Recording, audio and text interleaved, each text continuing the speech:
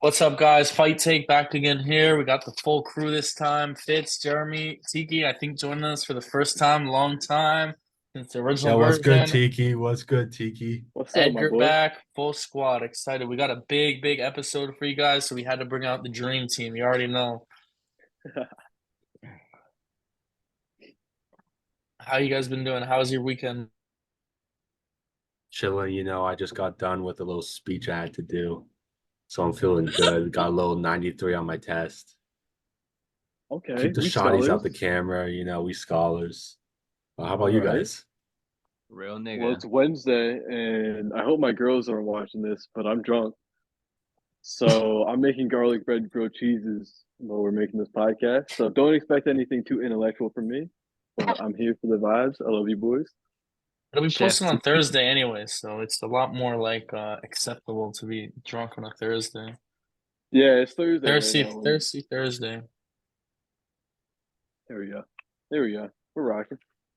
But yeah, guys, we got a lot to talk about here. It's been a full weekend. We got a full weekend of MMA to recap across UFC, one in boxing, and a huge weekend of combat sports coming up. One of, if not the best weekend of combat sports we have for the entire year. I mean, not just this year, but this is like the most I've been excited for a weekend in a long time. So we'll start by recapping what happened last weekend.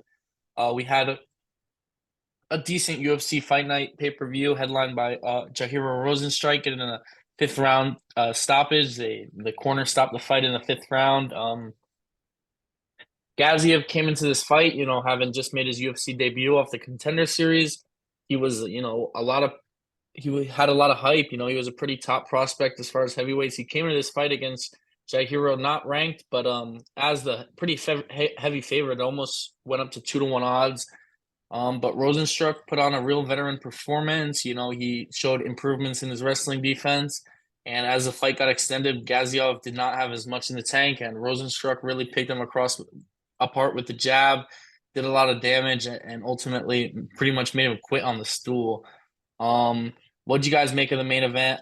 Decent fight, not the best fight, but it could have been a lot worse in my opinion for a heavyweight fight. We didn't get a big knockout or anything, but it was still, there was some decent action. And I was happy for Rosenstruck. This was a good win, and shows he's no layup. It wasn't a bad fight. Jairzinho showed that there's levels to this, and he just stopped the hype train, because he was 12-0 going into this fight, and Jairzinho was like, nope, I'm not going to be no fucking stepping stone for some up-and-comer. And yeah, he showed him what's up. Wasn't a bad fight. I think Jairzinho fights the winner of Tuivasa and Tabora next, or give him Spivak to work his way back into that top five. Or just give him Derek Lewis, I think. I mean, bro, like how have Derek Lewis and Rosenstruck not fought yet? I mean, Yeah, they were doing the post fight matchmaking. I was like, Derek Lewis, like, come on, obviously. yeah, that actually be a banger fight. I I don't want to say it might be a banger because they might just stare at each other for 15 minutes, 25 minutes. You know how that goes sometimes. No, I actually think it would be a banger. Derek Lewis would come out swinging. Yeah, no, I Derek agree Lewis with not flying Edgar. triangle. I think that, yeah, dead ass. I think that'd be a good fight. I think Derek Lewis and Rozenstruik would throw bombs with each other. None of these guys, Rozenstruik won, but he didn't really impress me in this fight. He ended up getting the win, but it was kind of a lackluster win. Gaziev was gassed by like that fourth round, man. So I mean, good win by Rozenstruik. Gaziev got to work his way up slower, I guess. I don't fucking have bread to make grilled cheeses, bro. How'd God you get? damn. It literally is three ingredients: butter, cheese, I and have bread. I want Improvise, two grilled cheeses. improvise. Make grilled cheese, but with something. Oh, what is he doing with the balloons? Bro, I have three slices of bread. I need four. That's Just crazy. make it. Just make a double decker. Oh, what a guy. Good call. Good call. Good call. All right. My fault for I got you. No, Triple important decker, business double first. decker, garlic bread grilled cheese coming up for the pod. Yeah, yeah. So it was a decent main event. I thought it could have been a lot worse. I had a really bad beat. I had Jairo, I can't Jarhinho by decision at plus 1,800. I really thought it was gonna hit. I would have hit two really nice bets. I still had a pretty good night overall, but I was really sweating out that last one. And at the fourth round, I thought it was good. I thought it was gonna coast that fifth round, but Gaziev just quit on the corner. Really, I mean, that's what it came down to. I think he definitely could have continued. He chose not to fight. Of course, I respect it as a fighter, the decision, but come on, man. You get the opportunities to get a main event in only your second UFC fight and you're quitting on a stool, it's not a good look. Um,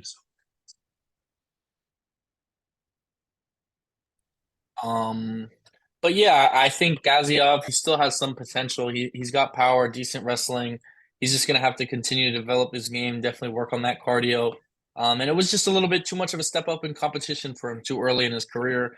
But ultimately, I had Rosenstruck as the underdog, and I was happy to see him get that victory. Um, as far as the matchup goes, I agree with what we said. Either the winner of Tuivasa versus Hybura, or I think just make the Derek Lewis fight, to be honest. Or Pavlovich also. Sergey needs someone to fight. That's right. He's been sitting out since Tom Aspinall knocked him out, huh? Yeah, I'm ready to see Sergey get back in the octagon. I hope he doesn't take too long of a layoff. Yeah, Sergey's a motherfucker. He's nasty on the feet. Is he awake yet? Maybe not. In the co-main, let's just keep moving down the card. Not the greatest fight in my opinion. But Vitor Petrino stays undefeated, remains a top prospect up at that light heavyweight division, takes out Tyson Pedro by decision. It was a real close back and forth first two rounds. Close, and then Petrino really turned up the grappling pace in the third round. Dominated the third round, got the decision win, and we see Tyson Pedro hang up the gloves after. He had a respectable career, some great performances. Sucks he doesn't get to go out on a win, but at least he goes out on his own terms. Petrino, has to show some developments in his game, but also went a hard 15 rounds against a tough, dangerous opponent. So you got to give him props there. And this is definitely is a guy you want to continue to keep an eye on. And I think after this, he'll be real close to the top 15. Yeah, Petrino didn't look too bad this fight. He did grapple heavy towards the end of the fight, and the first two rounds were pretty close on the feet. I say give him one more fight right outside the top 15. Then he can go ahead and try and crack somebody in the top 15. But yeah, he's an up and comer, and we should all be on the lookout for him. Yeah, I'd like to see him fight that Russian Mirzakhanov. I believe he's undefeated too. That would be a banger. They'll both throw a lot of heat. I think that's a good matchup. But yeah, I mean, I don't think there's too much to say about that co-main, especially seeing that Pedro retired. Now let's get your takes on what do you guys make of Muhammad Mokaev. In my opinion, this could have gone to Alex Perez. I really don't think the decision was that decisive at all. I thought it was very close. Mokaev was doing good on his feet, arguably winning the exchanges on the feet. But he was just really forcing the takedown, taking a lot of ugly shots, and Perez was stuffing all the takedowns pretty much. I think Mokaev had 4, maybe 5, something around that margin, but no control time, no damage with the takedowns. I thought Mokaev would go out there and get a submission. There's some rumblings, he was saying he didn't feel good, but whatever, you got to go out there and perform. I definitely don't think Mokaev deserves a title shot after a performance like this. You have to go out there and earn a title shot. In my opinion, he didn't do that. But yeah, this was a lot closer fight than I think kind of the commentators were making it out to be. I thought it could have went either way. And yeah, I don't know what's going to happen at flyweight, but Mokaev still undefeated, still a top prospect, but needs to do more to earn that title shot. Yeah, Beta the one thing is that always stuck out equal to to zero. most to me from this fight night was actually Muhammad Mokaev's lackluster performance and his hype dying down. This is a guy we saw come into the UFC undefeated, a bunch of I get, amateur fights.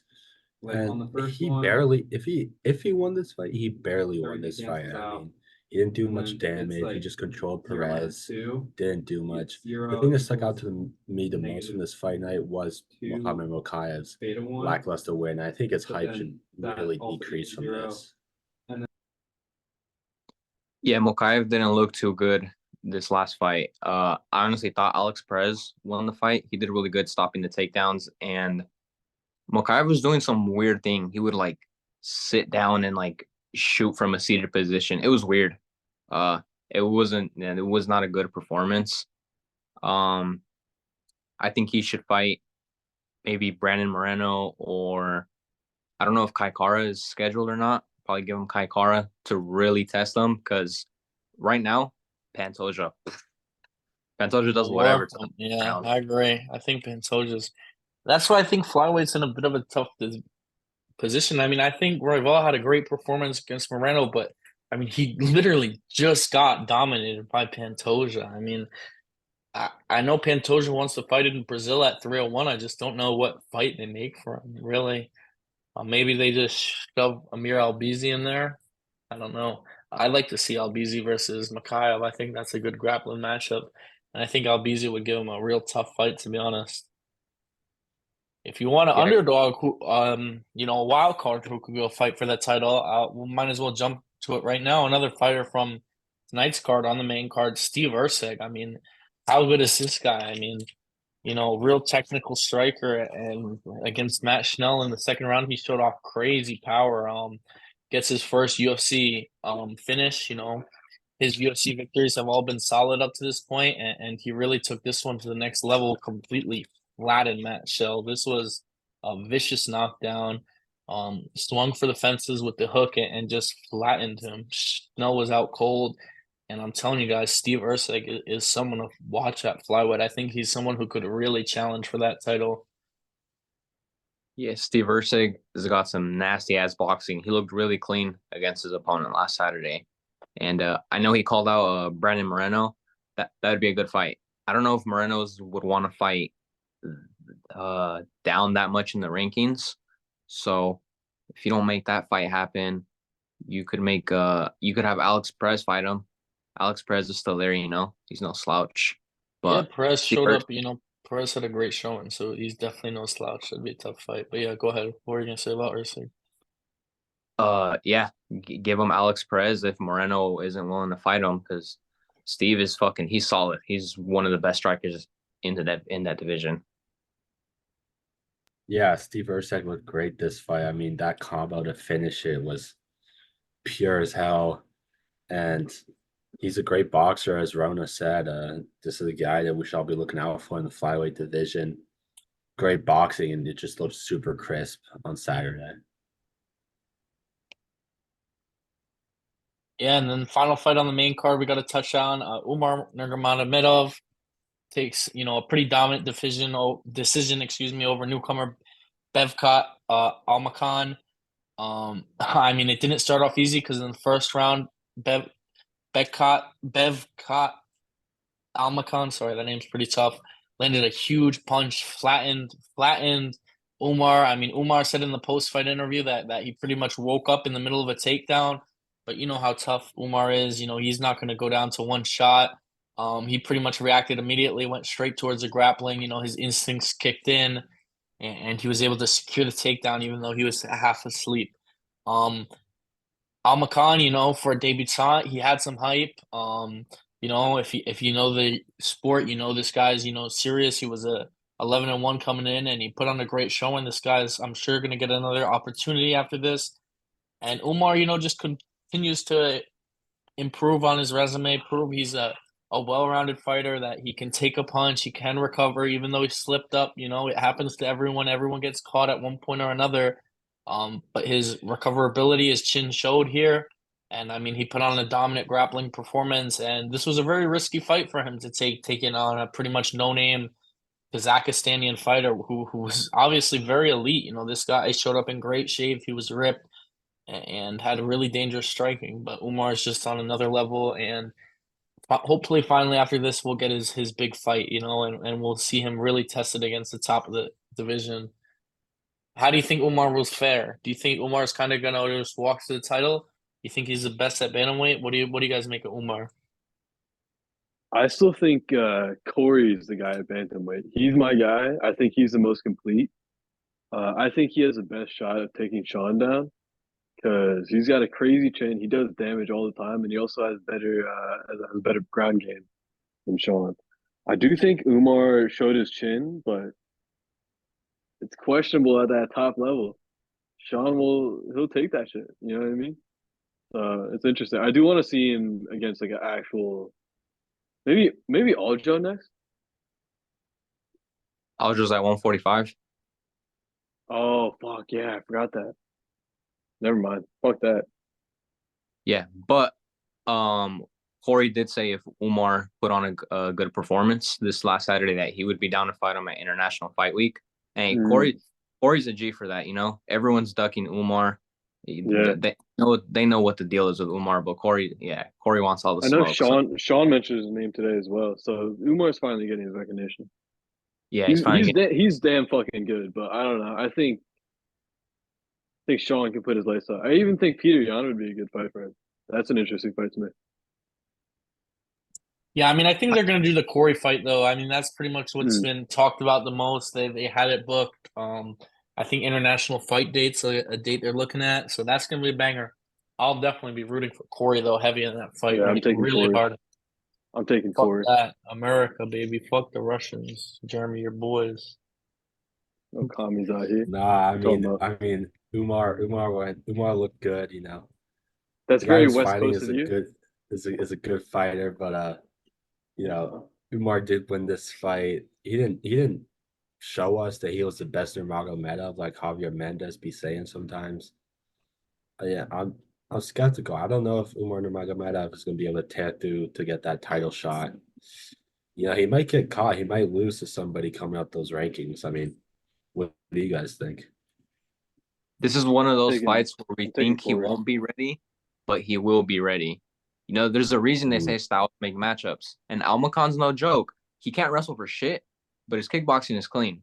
There's no doubt about that. His kickboxing is really clean. And I think that this win on Umar's resume is going to age well. I think we'll see Almacon in the top 15 later on. And that's a pretty bold take, but I agree. I mean, I think he's definitely, going to be a name to watch out for in the division. But yeah, I just want Umar to say def I think Rona looks mad aerodynamic right now.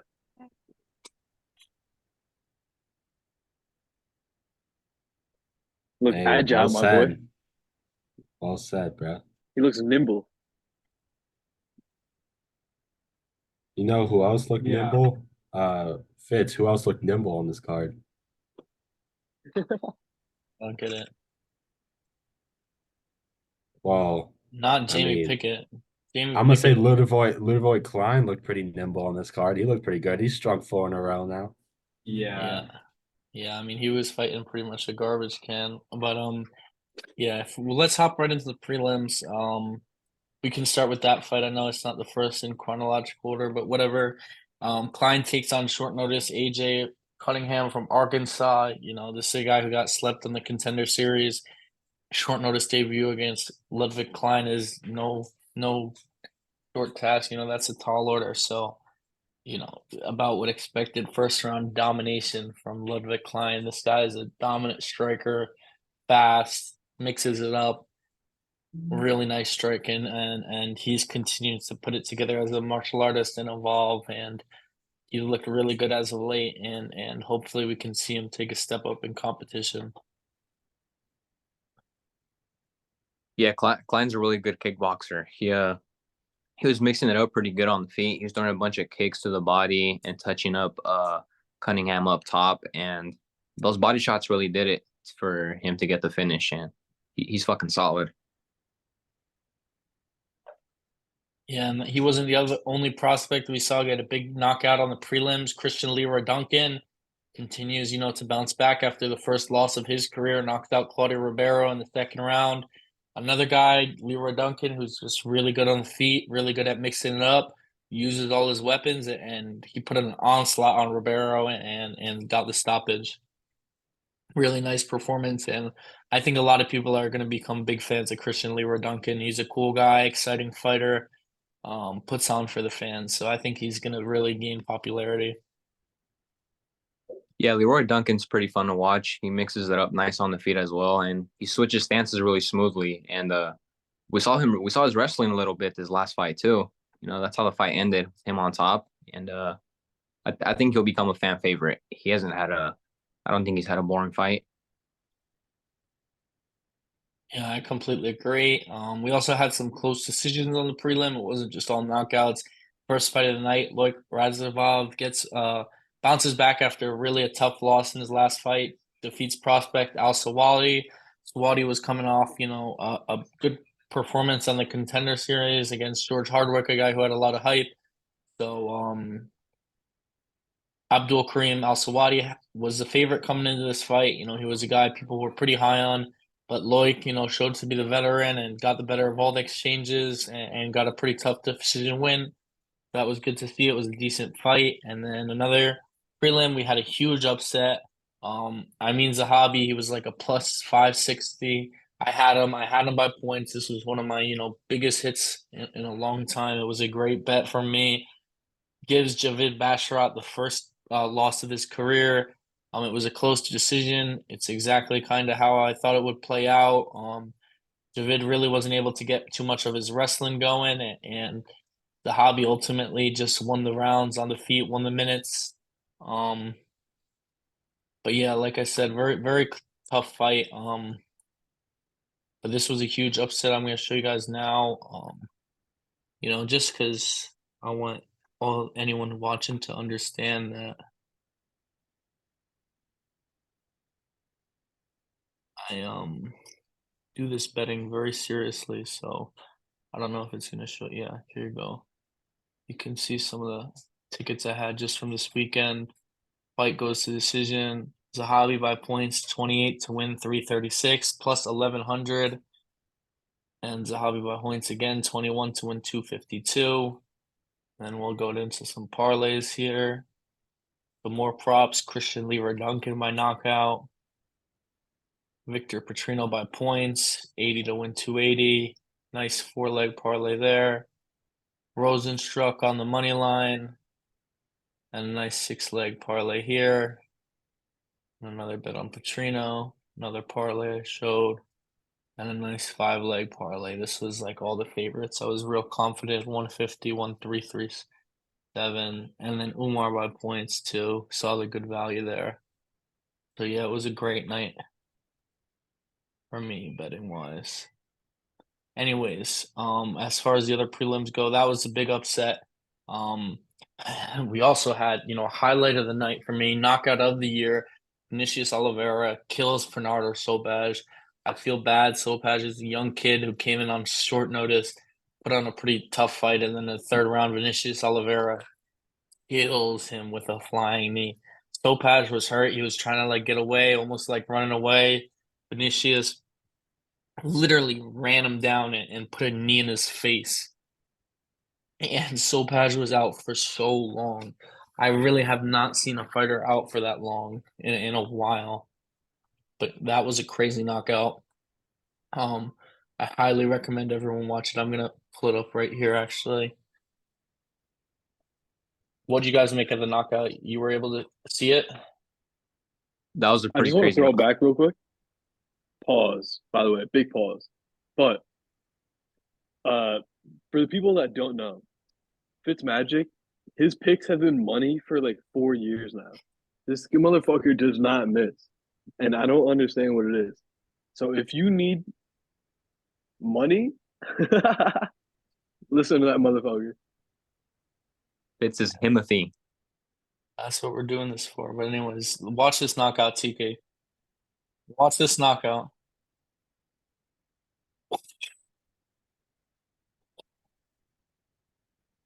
Oh my Wait, replay that, God. John. Replay that, John. Look at that leg kick, left hook. Ay, Oh ay, my ay. God.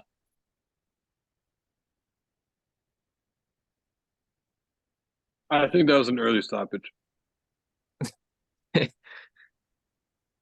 That's like a scary knockout, to be honest. I mean, that's, years taken off his life right there. What a crazy knockout. And then I think we basically touched on all the prelims except for Eric Anders versus Jamie Pickett, which not too much to talk about at all. I mean, I don't know about you guys, but for my money, Jamie Pickett's the worst fighter in UFC history. I mean, Yeah, that sucks. he got two wins, but I mean, And there's some fighters. I wouldn't say the worst, but as far as like he might be the worst middleweight of all time. 2-7, really terrible record. He'll be cut from the UFC. And I mean, he lost to a lot of bad fighters too. Dennis Tillinian, Josh Frim, Kyle Dawkins, Jordan Wright, Tafon Nchukwi. I mean, the guys he's losing to, it's just Shout out to not Sam good. Alvey. Yeah. Alvey, though, was washed. He was, it's not like he was in his prime. He was like 38, 39. You can't put Did Alvey he as have one a of the prime? worst fight. Yeah, I mean, he was a top 15 fighter at one point. That is true. That is true. Good point. I say corrected. But yeah, overall, I thought it was a pretty decent fight night. I think it kind of exceeded the expectations for the night. We got some big upsets. There were a lot of undefeated fighters on this card. Two undefeated fighters lost their zeros in Gaziev and Bashared. And we saw some big emerging performances from contenders like Ursig Oliveira and Zahabi and Christian Leroy Duncan. And Rosenstruck took care of business in the main event. But yeah, I think that pretty much covers the UFC fight night. Let's move on because it wasn't just UFC this past weekend. We have to talk about. We have to cover. We also had 166. The main event was the big fight everyone's talking about. Anatoly Malkolin defeats Reiner de Rinner for the second time. He's now beaten him across two weight classes, and Anatoly is now, I mean, just dominant. 3-weight champion in one. Might be the best fighter outside of the UFC. What do you guys think? And how I do you think think he would do in the UFC if he was a heavyweight? Is he at the top of the division? nah, not even close. He's a great fighter. He's got some great power. Wrestling champion in Russia, dominating one championship, beat Reina Dorita twice, middleweight, light heavyweight, and heavyweight champ. He's definitely one of the best fighters outside of the UFC. Probably the best fighter one championship has ever had in MMA. Well, no, not the DJ. second. Yeah, DJ. But yeah, I don't know. I don't think he'd do too well in the UFC in any division. Maybe light heavyweight's best shot, but UFC is a different breed, man. But Malikin's looked really good. He hasn't had a blemish yet. His power is crazy. And he's still young in his MMA career. So great fighter. Yeah, I honestly think he could have a lot of success in the UFC at heavyweight or light heavyweight. I don't know if he'd be champion, but I think he'd definitely be at the top of the division. He'd take out a lot of those lower level heavyweights fairly easily, to be honest. And Yeah, then there were some other fights on the card too. I think if you want to talk about, go ahead, Jeremy. Yeah, Kai Tong beat Ton Lee for the one lightweight championship. This is Kai Tong's first title defense. He took the championship from Ton Lee, and he looked really good. The ref kept having to urge him on to fight. That's what I'm. But Kai Tong eventually got the KO in the win. Sorry about the noise in the back. Anyways, further down the card for the one flyweight championship, Jared Brooks, a guy who was formerly in the UFC, I'm pretty sure. Yes, formerly in the UFC. He was climbing the rankings super quick and one, looking unstoppable. And then he loses to Joshua Pasio via disqualification because of an illegal spike. So Jared Brooks spikes Joshua Puasi on his head. Joshua Puasi out cold, doesn't wake up for minutes. But I don't know the rules surrounding spikes, but apparently that was illegal. And so Jared Brooks loses his title because of that. Kind of whack. But Joshua Puasi, Joshua Pasio is. So you're trying. He's not that good, so I don't know if he deserves to be the champion. But Jared Brooks is a good flyweight champion. He's small, man. He's 5'1", 115 pounds. It's crazy.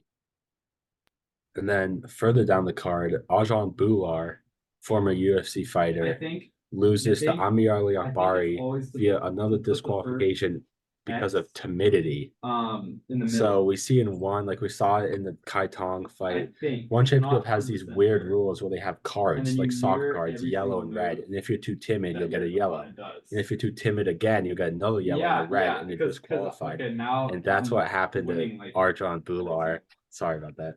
And that's what happened to Arjan Bular. Loses to Amir Ali Akbari. Kind of a snooze fest. Arjan was just refusing to fight. But Amir Ali Akbari is an up and coming heavyweight, former wrestling champion. So So He's a if good you- one championship if you fighter for play sure. here, Yeah, that's kind of a And crazy rule they is it, have. I like, mean, I don't know is it how you guys anything? would feel about if they were able to implement it in the UFC.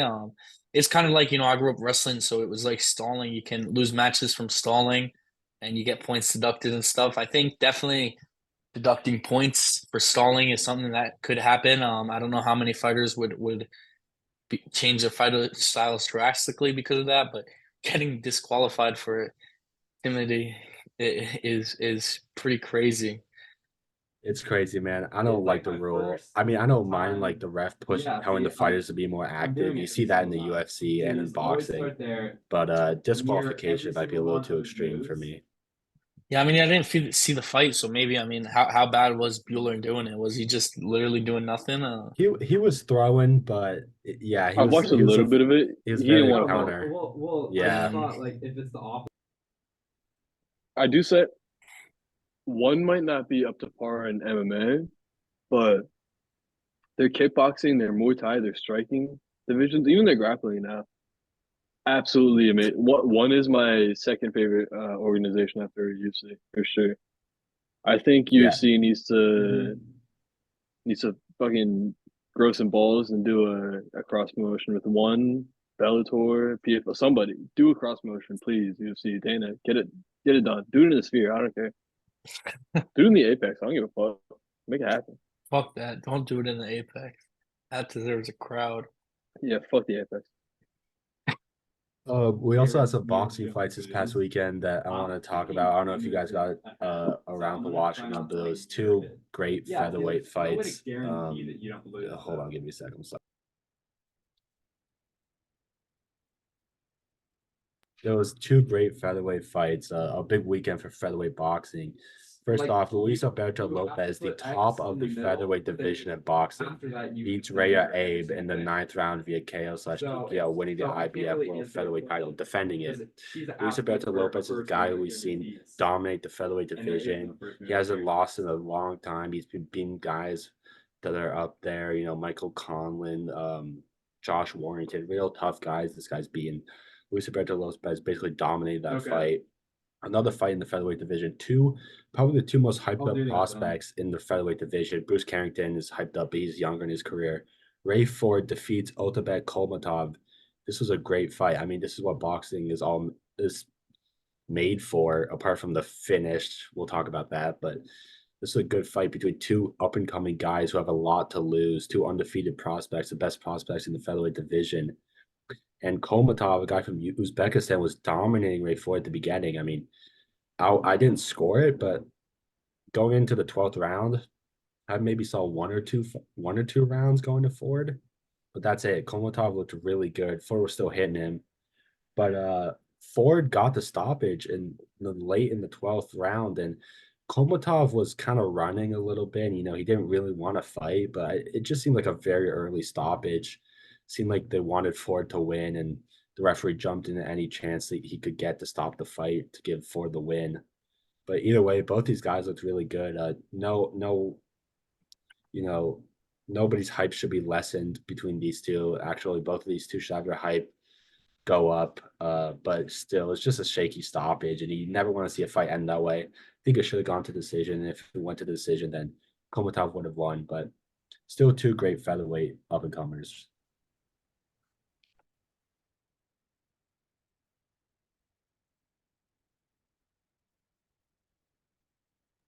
Yeah, I'm just gonna try to pull up the stoppage right here, because personally I didn't see it. So maybe we can react to it right on the channel.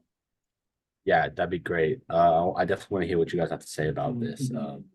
Yeah, I didn't see Obviously- that. God damn it. It was Obviously, sketchy. like the commentary online are a lot of people like kind of mad of it. I think it's bullshit. Yeah, for sure. I looked on Twitter and people are calling it out. Also on that card, Floyd Diaz, which is a guy who's Mayweather's hyping up a ton. I didn't watch this fight, but he wins via unanimous decision, Sweet. and he's a guy on the come up.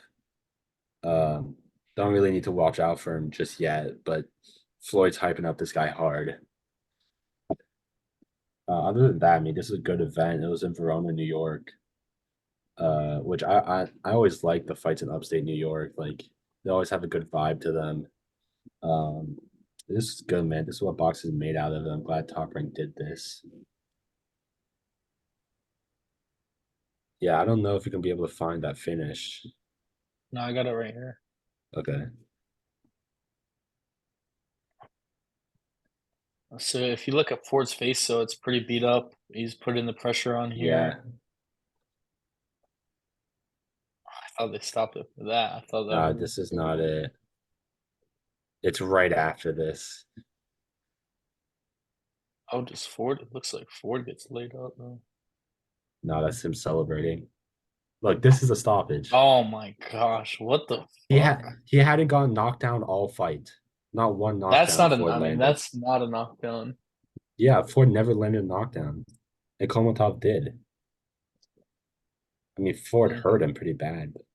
I mean, we gotta watch this again because I mean, lands a nice straight jab. Oh man, That could That's be a crazy. knockdown, sure, but that's not a fight finish.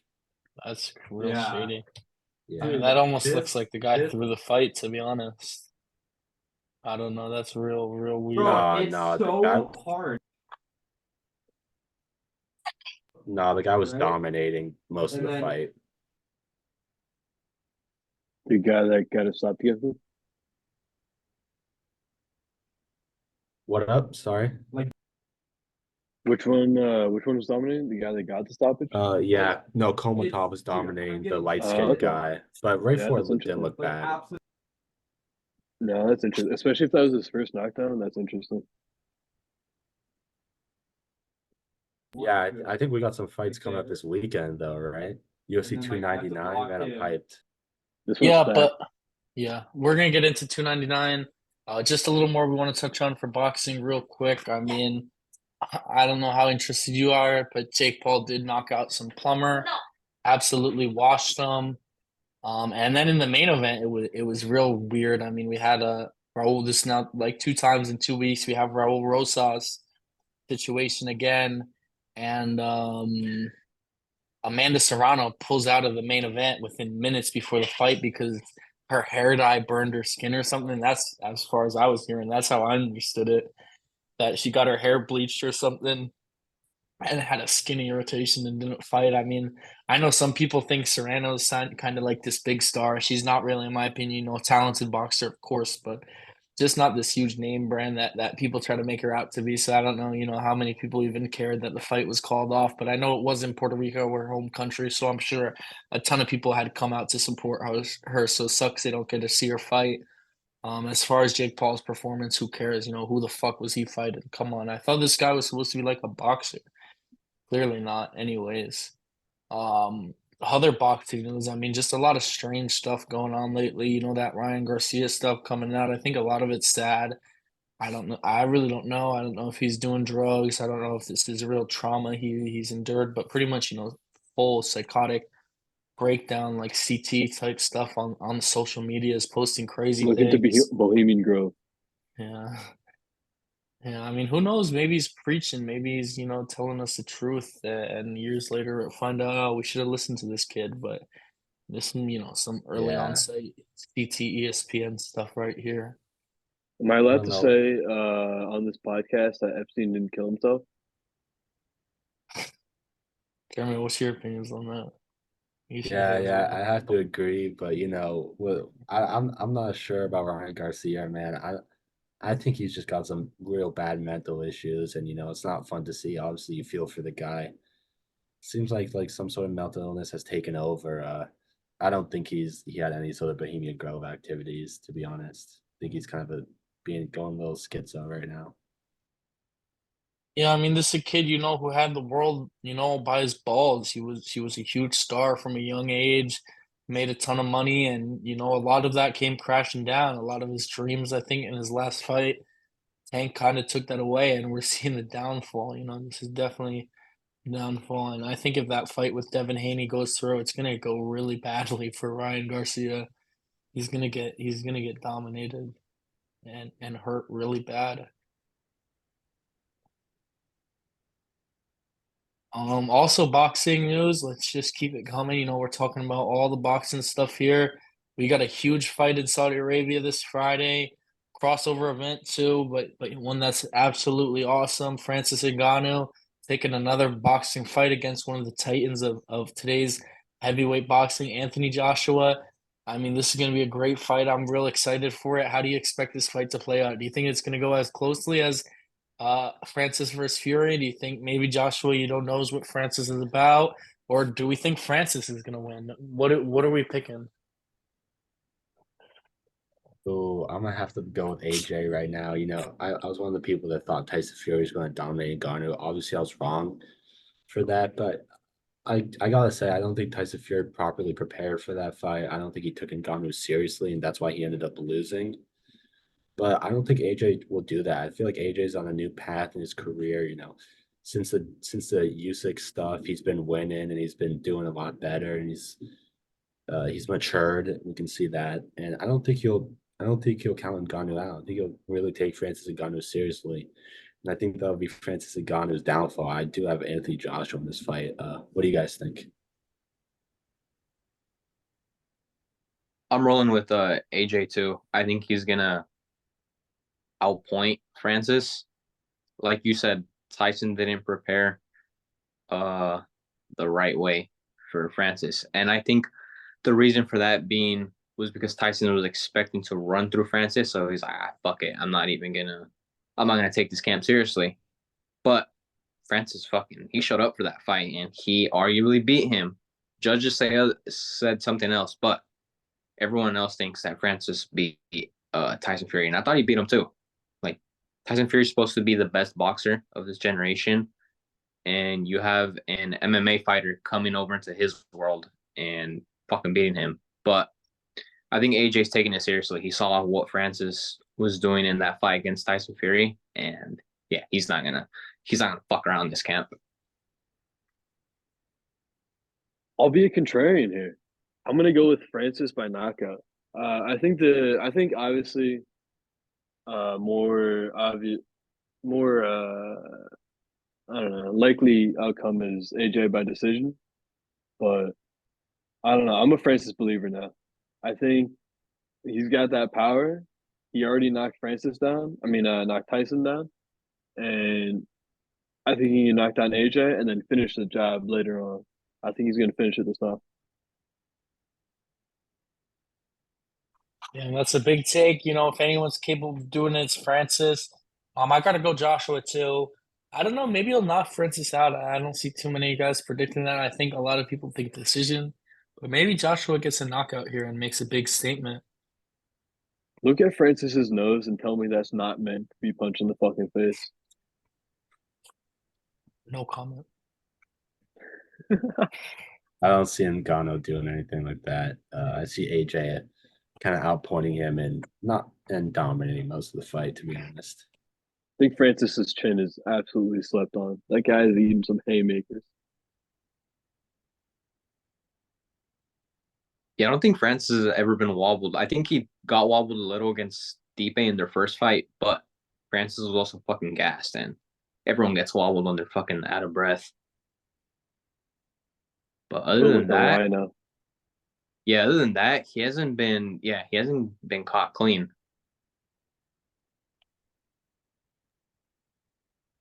Yeah, I mean, but I'm real excited for this. It's awesome what Saudi Arabia is doing, put on these super fights. And I mean, just what a stacked weekend we have. Even before this, we have a sick PFL Europe fight. Cedric Doumbé, who's, that hyped up kickboxer from Glory, is taking on like a training partner of Khamzat Chimaev, Bosinger Kamasudrov, and that's supposedly going to be a really close fight. Apparently, Cedric Doumbé has like some beef with like some of the top dogs in French MMA, like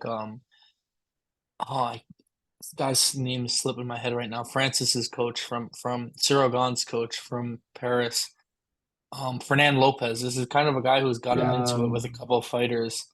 But I don't know. Apparently, he doesn't like Cedric, and he's purposely giving him a really tough matchup here. That's why the betting line is so close. So we get a really good fight headline in PFL Europe Thursday. So if you guys get the chance, I'm not sure exactly what time it'll be on, but that's a sick fight. So we'll definitely try to catch it out.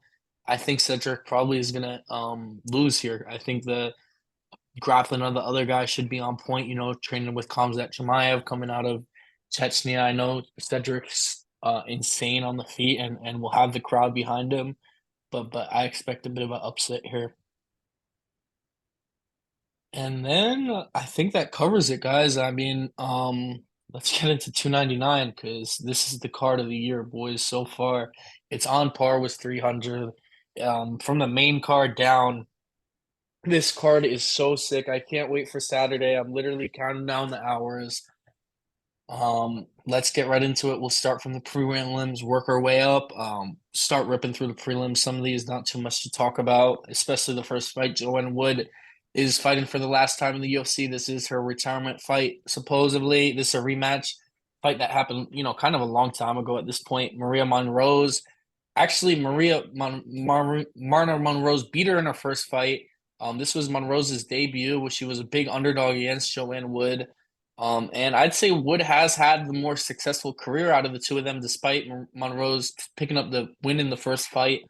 But yeah, at this point in the careers, Monroe's is a much younger fighter. I think she's a little bit hungrier. You know, we've seen Joanne Wood have success, but ultimately she's struggled a lot and she's going out, you know, she's claiming this her last fight. Monroe's, you know, she does have that OnlyFans fade. A lot of sports betting guys in UFC like to call that the OnlyFans fade, where you just don't bet on the OnlyFans fighters because, you know, they're really not that great. But I think she'll take care of business here against Joanne Wood. Next fight is in the flyweight division. Definitely one you want to keep an eye on because we have the biggest favorite on the card, Asu Amabov, coming out of Kazakhstan, I believe. A lot of fighters coming out of that region, guys. You got to understand this is one of the hotbeds of MMA. You know, we saw it with Dagestan, and now really we're seeing Kazakhstan, Mongolia, that area rise as a hotbed of MMA. He's taking on CJ Vergara, who's a tough, well-rounded fighter. Almavov had a really good UFC debut where he submitted Ode Osborne. Really a dominant grappling fighter, and we'll look to use the grappling here. This guy's definitely a prospect you want to keep an eye on, though, in flyweight.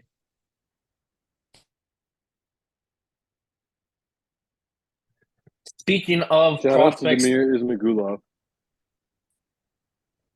the good country reference. But I mean, if we're talking about prospects, I'm sure you guys have seen the Instagram posts about this guy fighting out of Cuba, Taekwondo bronze medalist. I mean, this guy's a huge fuck, massive a human being, a mountain of a man, 6'7", I think 87-inch reach, both records. Rebellis Despignon. I'm not exactly sure how his name is. But what you got to understand is this guy, Rebellis, his last fights, they literally ended in like 3 seconds, 5 seconds, and 12 seconds, like 20 seconds in 3 fights. That's so insane. 3-second and 4-second knockouts back to back. He's fighting an absolute trash cannon, Josh Parisian. I shouldn't say that. I actually like Parisian. I think he's a tough fighter, you know, not really a high level, but I always liked him. I think he's a good guy. And he's shown that he can get some wins in the UFC and can use his grappling to get some wins in the UFC. A la that like Alan Bennett fight, something like that. But yeah, this guy is coming in. Rebellis is coming in with a ton of hype. He's a pretty hefty favorite here, but just the size of this man is insane. It's going to be so insane to see him in the octagon. He's bigger than the octagon, like he's bigger than the cage. It's crazy. But yeah, definitely make sure you tune into this guy's debut. And we're going to learn a lot from the debut, hopefully, unless he just goes out there and does what he's been doing and knocks Josh Parisian out in 30 seconds or less. Yeah, all I gotta say is this guy looks dangerous. He looks capable of some pretty bad violence, and you know, poor Josh Parisian. Guy got done dirty. Yeah, definitely you're gonna want to tune into that one. Then we got a nice light heavyweight fight. Felipe Lins and Ian Cutelaba, both, you know, decent light heavyweights. This fight was supposed to happen earlier, never came to fruition. They're getting their chance. Both these guys right outside the top 15. Both have had their ups and downs in the UFC. Felipe Lins came into the UFC with a decent amount of hype coming from TFL, but then really struggled at heavyweight, dropped his first 3 fights, but has been unbeaten since dropping down to light heavyweight. Ian Catalaba, kind of like a fan favorite fighter. The Hulk, used to come in all green and go crazy. He's jacked up, but you guys know the story. This guy's got 5 minutes of gas and that's it. After the first round, he's not the same fighter. So if Lins is able to survive the barrage of the first round and stuff some of the takedowns, he should be able to get the job done as the fight goes on, I think. But this is a very close fight, could go either way, and a decent fight. And I'm gonna say this right now, it's a decent first 3 fights on the card, but after 4 fights, excuse me, but after this, every fight is literally a banger. Like there's no fights you can miss after this. So let's get right into it. I want predictions from every fight. Everyone's gonna take a side. Michel Pereira versus Michael Oleksiejczuk in the middleweight division. We know what Michel Pereira is, fan favorite fighter. He's been dominant since moving up to middleweight. But this kid Michel he's taken on is a slick Polish boxer. He's got really underrated striking. I think this is a tough matchup because I think Oleksiejczuk is one of the more underrated fighters. But Pereira has big physical advantages, and I think if he takes the fight to the ground, it could be over. I'm going Pereira here. How do you guys see these middleweights scrapping? It's a I'm good going with technical fight. Maybe Oh, Garrett. sorry. This is a I good think he was technical saying fight. maybe Alexiak back is to good, back. but I'd have to go with Pereira here. Just kind of from the heart. I do see him. I do see his striking is a little bit better than Alexiak's, though. Yeah, I'm rolling with Michel Pereira too. He's pretty wild inside of the cage, and like you said, Fitz, he's a fan favorite, and he's got good striking. He's a big guy too. He's got some power in him, so I'm gonna go with Michel Pereira.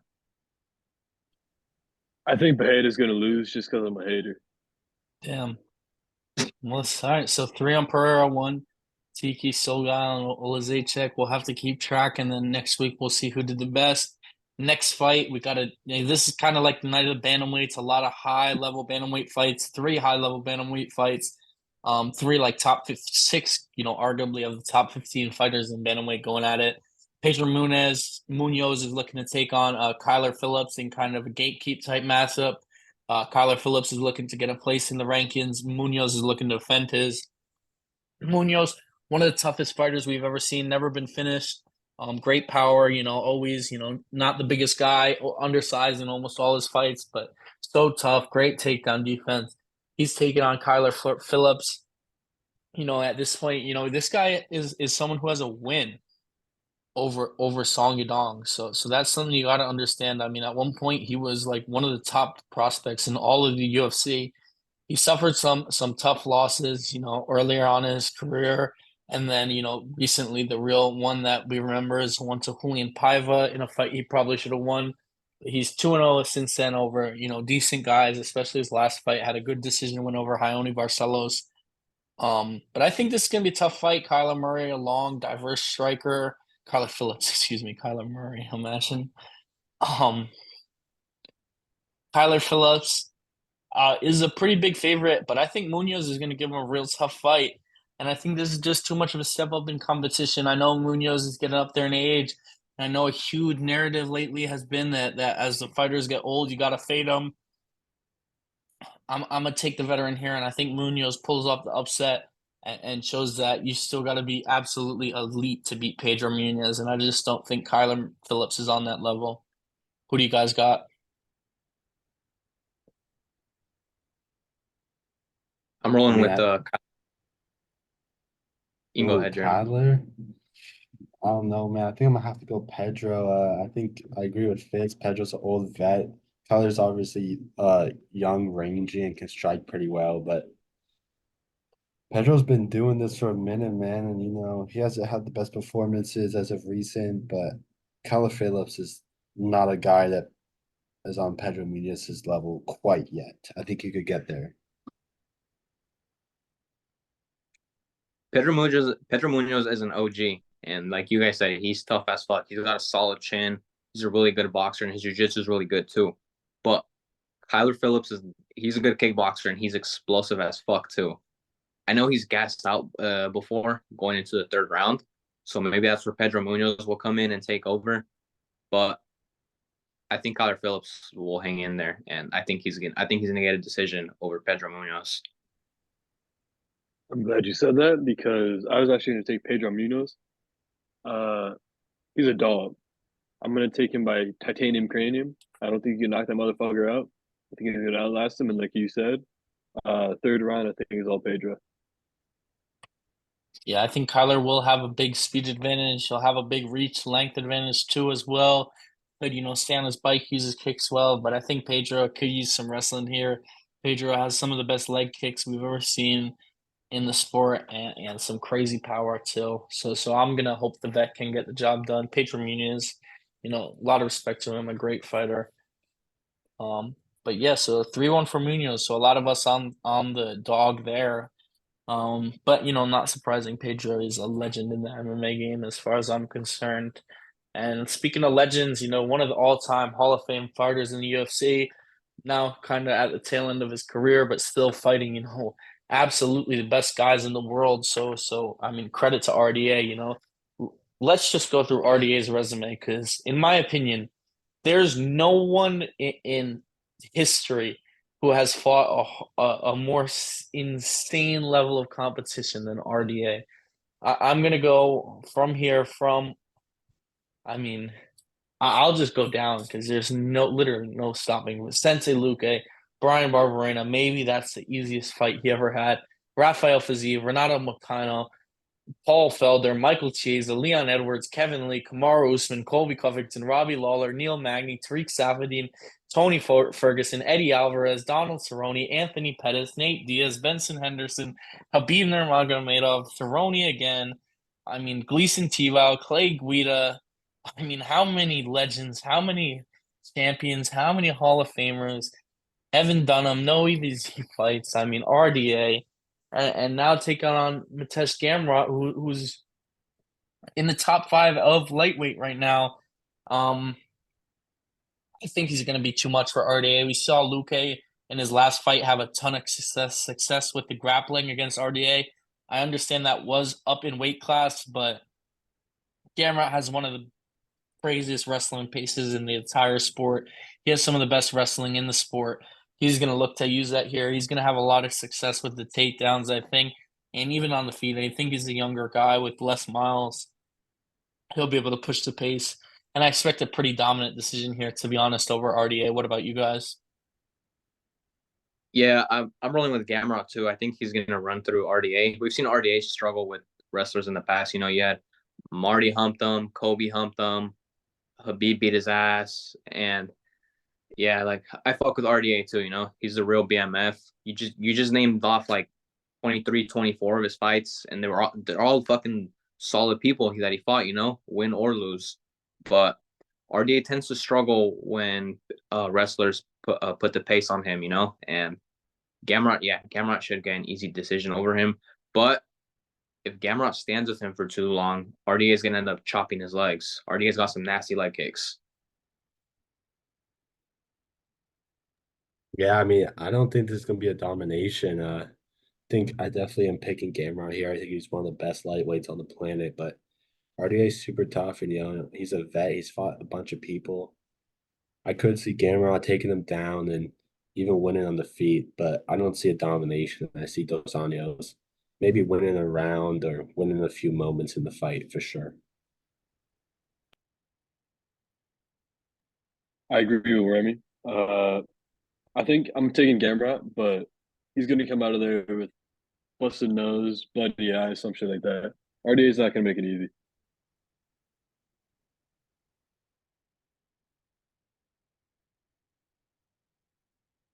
Okay, so we finally have a unanimous decision.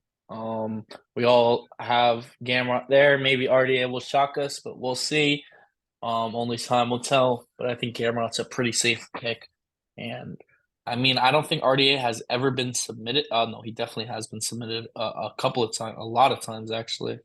Not a lot, only one time. Excuse me. TKO 3 times. So he's, of course, famously tough to get out of there. I think we could see Gamrot look to the finish, and I think Gamrot needs a finish here to make a big statement against RDA. Just, cruising to a decision won't say too much and won't help him in terms of a title shot or anything. But yeah, let's just keep moving on. Speaking of people who could get a title shot with a win, Macy Barber is taking on Caitlin Chukagian. Barbara's finally starting to live up some of that hype she had on when, she was calling herself the youngest champion ever, blah, blah, blah. Struggled, dropped 2 fights, but since then has pulled off 4 wins in a row. Some of them have been very close split decisions, but in her last fight, by far the most impressive win of her career, she stopped Amanda Ribas by ground and pound. We've always known that Maycee Barber has some vicious ground and pound, especially for that, women's division. She has nice power, but she's taking on Caitlin Chukagian here, one of the most, tough fighters in the division, legend of the division, always perennial top contender. But yeah, this could be a fight where a lot of people are throwing at air and fucking screaming at the air because both these girls love to do that, play tennis. I feel like these two do it almost more than anyone else is scream at the air besides maybe Karate Hottie.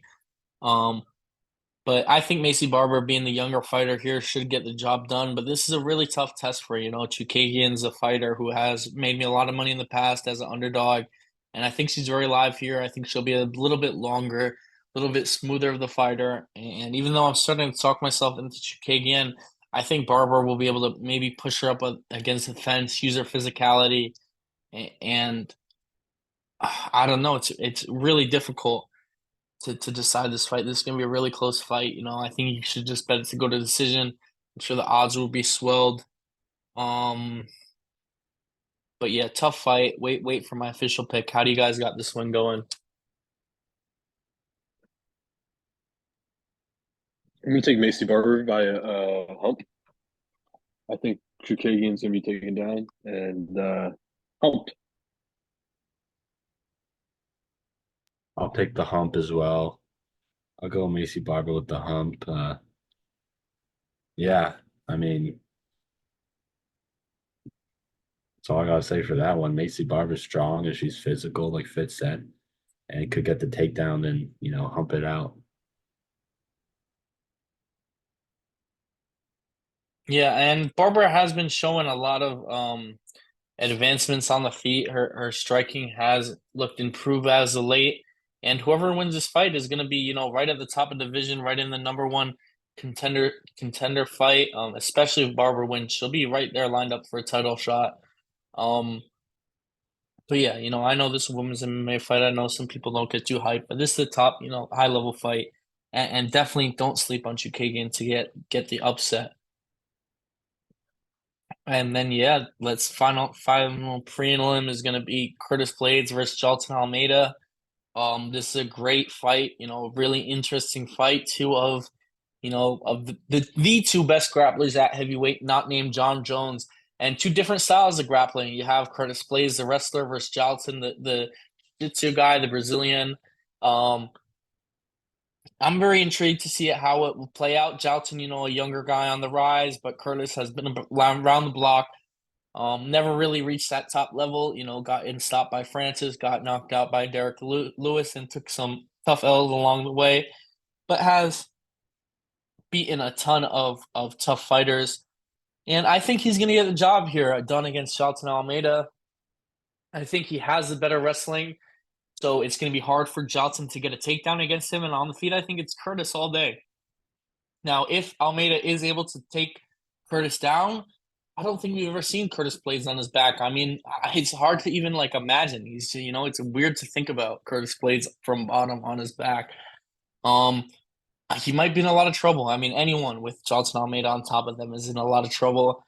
But if this fight does play out on the feet, which we kind of see happen sometimes when it gets between a fight between two high level grapplers, we see a striking battle take place. I think Curtis Blades has a huge advantage. So I'm gonna back Blades here to get the job done. Wow, that's a pick I didn't see coming. I'm not gonna lie. I definitely do think Blades has a striking advantage here, but this is gonna be a great fight. Two of the best wrestlers in the heavyweight division, like Fitz said, apart from John Jones. But I don't see the Almeida hype stopping, man. I do see Almeida getting the best of Blades. I don't really care how this fight goes. I just can't wait to see them wrestle. So that's what I want to see. Two amazing wrestlers. I would have to go with Almeida though. This is a fight I've wanted to see for a while. I've been a Blades fan for a while, and I think obviously Fitz brings up a good point that we've never seen Blaze on his back, but even if he gets there, I think he'll do a good job of defending off his back, and I think he's gonna just gonna overwhelm Almeida. His as a feat, I think he's gonna be a better grappler. I think we'll see him on top at some point in the fight, and I think Almeida's gonna feel the pain. Looks like a handsome gorilla also with his beard.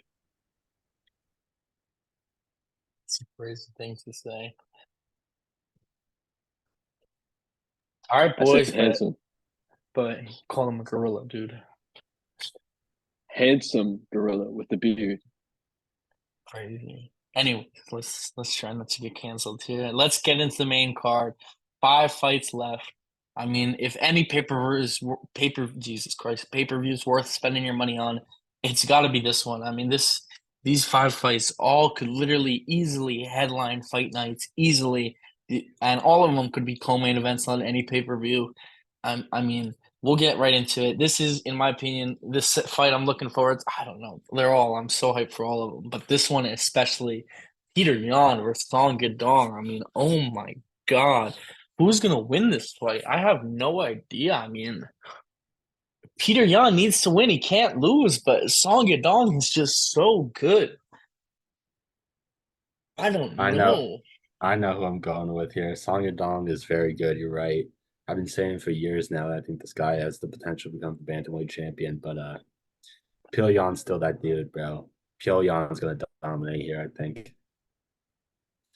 You know, a couple of losses. He's a couple of losses down from the title, but Pyongyang's still just as good as he was a couple of fights ago, in my opinion. I know Song Yadong's an upcoming prospect, and I read all the Instagram comments saying Peter Yan's washed, Peter Yan can't do it, and I agree, baby. Song Yadong by KO. No Easy way. money. That's crazy. I mean, I have no idea. To be honest, I can't make a pick yet. I know that sucks. I mean, I was really favoring Peter Yan. I just because I can't imagine Peter Yan losing 4 fights in a row, like right in the prime of his career, 31 years old, and he's gonna just go on this crazy losing streak. I don't know, man. I just don't think that's the type of cloth he's cut from. I know this is a young up and coming king, but I think he's gonna put some damage on Song Yadong, you know. Oh, but I don't know. Song Yadong is so good. His striking is crazy. His speed is crazy. His footwork. He fights like a video game character. This is gonna be such a good fight. Like, there's no way, knock on wood, that this is a bad fight. There's no way. This is gonna be a banger. Peter Yan and Song Yadong locked into an octagon. I mean, Song Yadong is looking for revenge for Uriah Faber, you know? This is the revenge that's been a long time coming, you know? So, man, I'm excited for this fight, and stay tuned. I think a safe bet is decision. One of my tricks I'll give out is if I have a tough time picking a fight, if I think it's going to pay out closely, just bet it to go decision. You know what I mean? A lot of times when fighters are equally matched, you don't see a finish because you don't see one guy have a big edge on the other. So you see it play out by decision. So I think that would probably be the best bet for this fight. But man, fuck betting it. Just enjoy it. Just get to enjoy watching 2 of the most elite guys in the world square off. And talking about elite, I mean, welterweights, Gilbert Burns, Jack Della Maddalena, you know, once again, kind of like a veteran versus a prospect fight. Could say this is a grappler versus striker, but, you know, Gilbert Burns has crazy striking too, but just not on the level of Jack Della Maddalena, in my opinion. JDM, if you're looking at, you know, the best boxer in the UFC, this guy's name is on the top of the list as far as boxing in the UFC goes. He's really gained a lot of fanfare over the past year or 2. He's a huge fan favorite fighter. His last 2 performances haven't been the best. You know, some of this hype has died off, but he has a chance right here against Gilbert Burns to make a huge statement. What do you guys think? Do you think he gets it done, or is Gilbert Burns too hard of a test?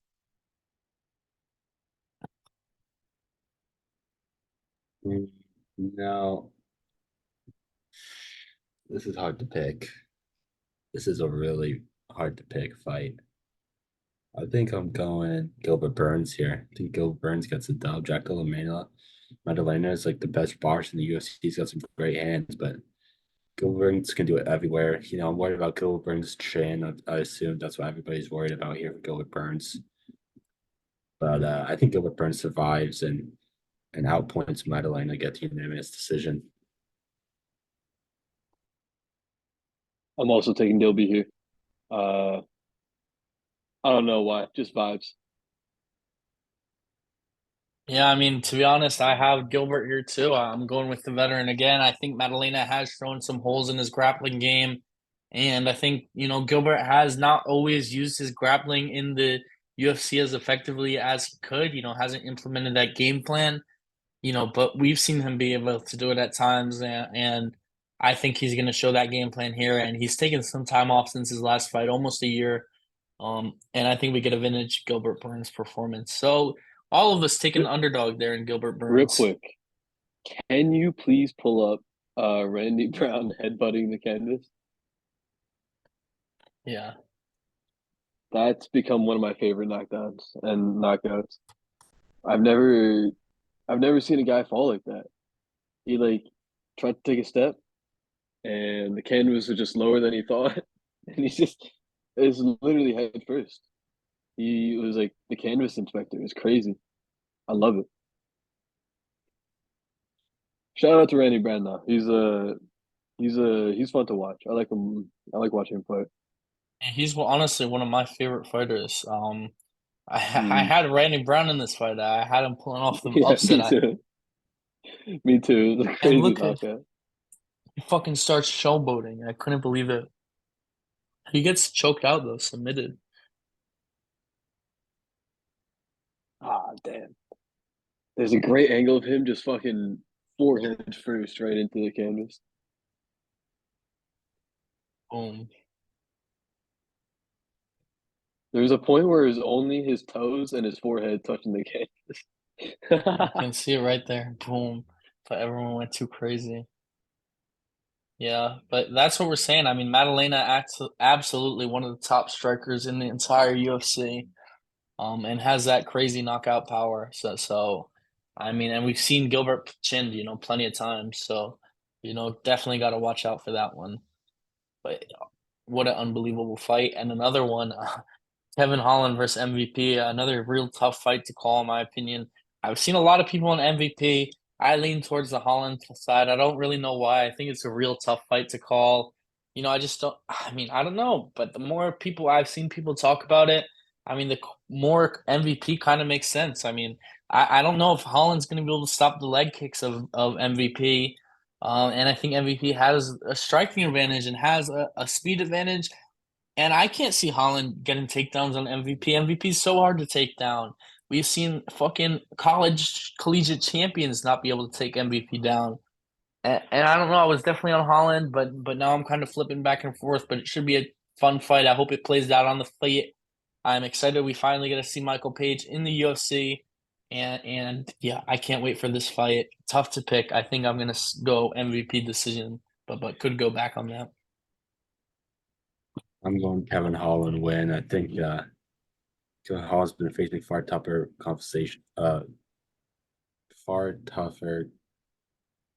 fights than MVP has had. Far tougher competition. So I'd have to go with Holland here just based off that. MVP's been one of my favorite fighters outside of the UFC, but Kevin Holland's top five for me, so maybe I'm balanced. Biased, I mean. And he did take down Wonder Boy, who has very good takedown defense, so it's possible. The one thing though, he never adjusted against Wonder Boy in that fight, which always kind of bugged me. He just leans back a lot, and if he just only leans back with his hands up like he does, MVP is going to take advantage of that big time. He's a high level striker, but I can't pick against my boy Cap. I think he's going to take it. Yeah, that's originally how I was going, but I don't know. Maybe I'm being swayed by some other people. Gotta think about it a little more. But what a fight! Can't wait for MVP to make his debut. And what a fun fight! I mean, they should be going at it at the press conference too. I'm sure after the presser, there's really going to be some steam building for this fight. And co-main, wow, what a fight! Dustin Poirier versus Benoit Saint Denis.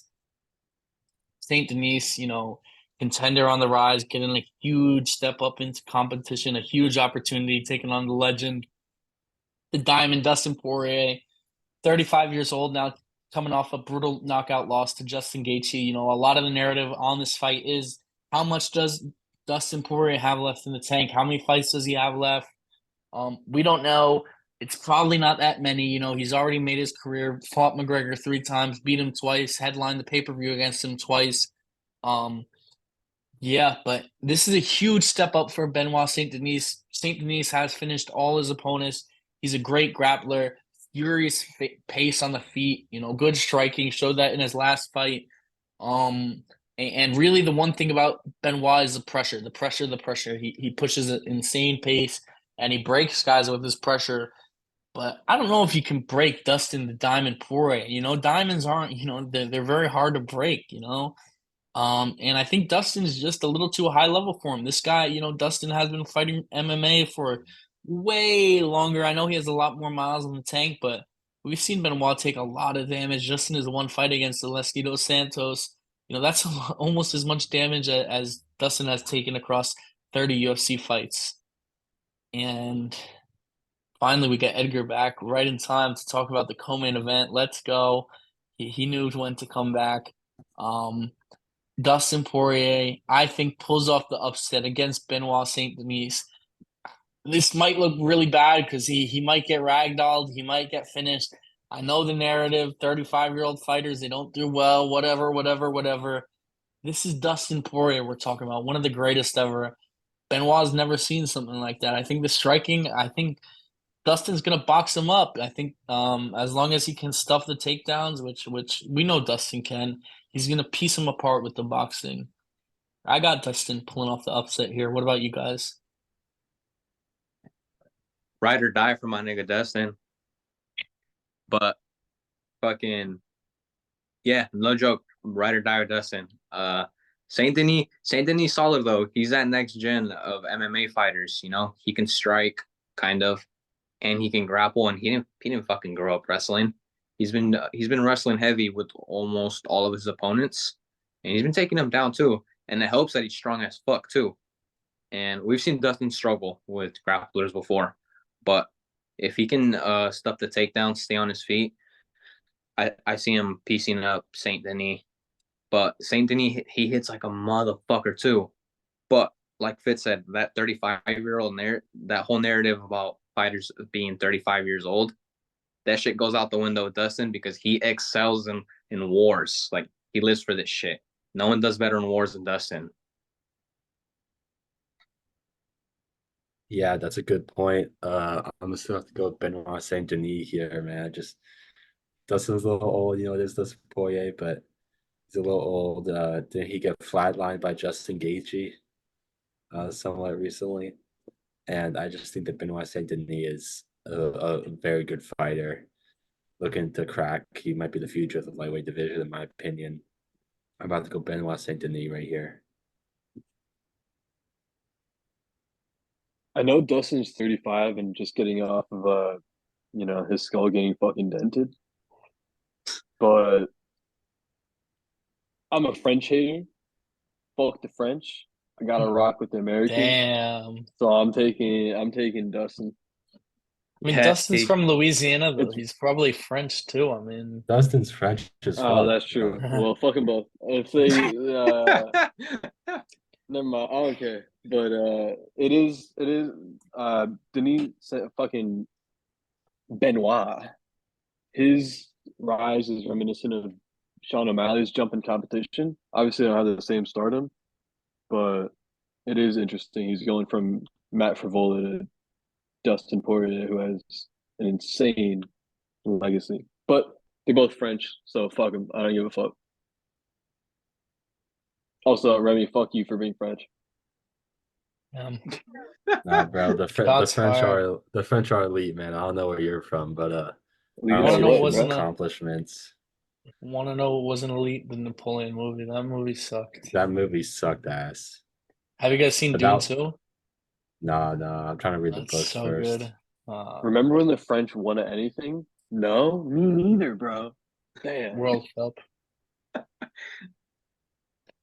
All right, so that's 3-1 for Dustin and the co-main. A lot of us picking underdogs here. A lot of us going with kind of the vets. Kind of the guys we grew up on. I think that's a little bias we might have. None of us want to let the fighters of all time our time go. And now let's get into the two men that this card was built around. Sean O'Malley versus Chito Vera in the rematch. I mean, we know what happened in the first fight. It's been talked about plenty. Cheeto gets that controversial stoppage win where Sean's, his ankle, his foot died. Um, a lot of people have been saying Marlon, he won that fight. He did the damage. A lot of people have been saying that Sean came into the fight injured. He was compromised. There was nothing he would ever have been able to do. I don't know. I watched the fight recently. The leg kick that Cheeto Vera land, it didn't look spectacular or anything. Sean, really tried to disguise it, but just couldn't continue. And then the fight was stopped really early as soon as it went to the ground. It's not like Cheeto put him out with the strikes, which is kind of almost how I remembered it. I remember Cheeto did like a lot of damage with the ground and pound. Really not the case. He only landed a few shots. You could tell Sean was in a lot of pain. Sean, of course, famously doesn't count this as a loss. He's looking for redemption here. This is his first title shot. He handpicked this fight. Really, that's what everyone has been saying. There's also a narrative going around started by Aljamain Sterling. Apparently, Cheeto Vera hasn't had a good camp. I don't know how much you can put into that. I think a lot of people are putting way too much into that. Just the words of Aljo. Who the fuck? I mean, of course, Aljo, legend in the game, knows what the fuck he's talking about. But what's he saying? Cheeto had a bad camp. Why even say that? Why take anything away from this fight? Um, yeah, I expect Sean O'Malley to get the job done, though. I think Cheeto's going to be too tough to put away. I see a Sean O'Malley decision. But I could also see him getting the knockout. It's just, so tough to pick Cheeto Vera here. I think he's too low volume, and I think Sean's just way too good right now on the feet. I think to beat Sean, you're just going to have to wrestle him, and I don't think Cheeto's on that wrestling level where he's going to be able to get consistent takedowns and win rounds against Sean O'Malley. And on the feet, it's going to be Sugar Sean all day. I expect him to throw more volume and pick him apart and really use the boxing. I don't think Sean will they'll both use their kicking attacks, but Sean I think will find the most success with his boxing, and just being the more active fighter. I think he'll win a pretty dominant decision over Cheeto Vera. What about you guys? Who do you got in 299 main event? See, I'll my agree with you, heart's Fitzy. I think Sean. Well, he might be Luke Rockhold on the mic. He's McGregor-esque in the cage. His striking is beautiful. I think Cheetah's gonna have a hard time dealing with that. Especially, I think Cheetah knows that he's probably gonna look to kick again, especially the legs, and I think Sean's gonna be ready for that. Also, French people's national dish is snails, and that's pretty much the booger of the animal kingdom. I love escargot. Well, you're eating boogers. well, I think Frog is pretty good, not gonna lie, but I have to say, my heart says Marlon Vera, man. I've been a big fan of this guy ever since the O'Malley fight, but my brain says O'Malley, and it's hard for me to pick against him. This guy seems unbeatable in that bantamweight division. Maybe Morab will beat him, but I don't see Vera beating him. Marlon Vera beating him. I see Sean O'Malley putting on kind of a striking clinic and piecing up Vera.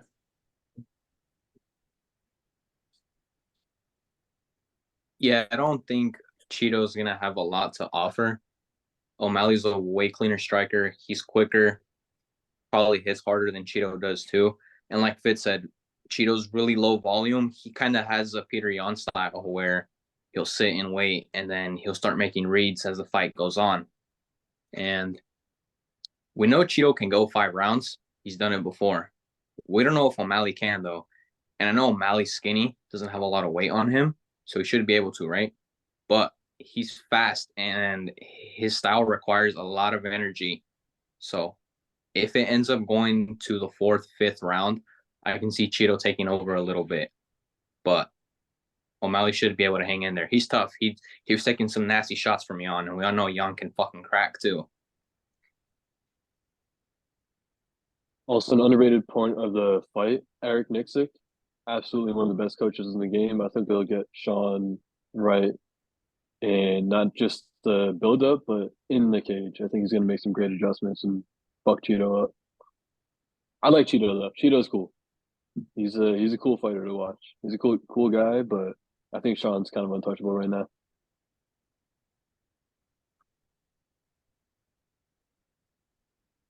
Damn, so we're all riding with O'Malley, and that pretty much covers it on the card. Real quick, just everyone give their fight they're most excited for. Everyone pick a different one. I'm going first, stealing mine. Peter Young versus Song Yadong. I cannot wait for that fight. What about you, Oh. Jeremy? Let's go. I gotta go second. I'd have to go. Ooh, I'm choosing between Poirier Saint Denis and Blades Almeida. I'm gonna say Blades Almeida just because I want to see some amazing wrestling exchanges. Okay, Tiki. For me, it's easily Kevin Holland versus MVP. I like MVP a lot, and Kevin Holland's one of my favorite fighters. So I've said I want this fight before they even made it happen. I thought it was gonna be a fucking dope fight, anyways. So I either wanted MVP versus Wonder Boy or MVP versus Holland. So I get one of my dream fights. I'm golden. Edgar. Dustin and Saint Denis. Yeah, that's what a crazy fight, man. All of them. I mean, no one's even the main event wasn't mentioned. Fucking bad blood rematch and Gilbert Burns, Jack Delaman, Madalena. What a card we have! I can't wait to watch it. Can't wait to bet it. Hopefully, win you guys some money, win some money, and then we'll be back to recap it sometime next week. It was great breaking down all this. We covered a lot here. Gonna be putting it out as soon as possible. Look to keep the content coming on all platforms. And thanks, guys. This was fun. Can I see your forehead? Thank you. Oh, what a good night this Come has on, been. son.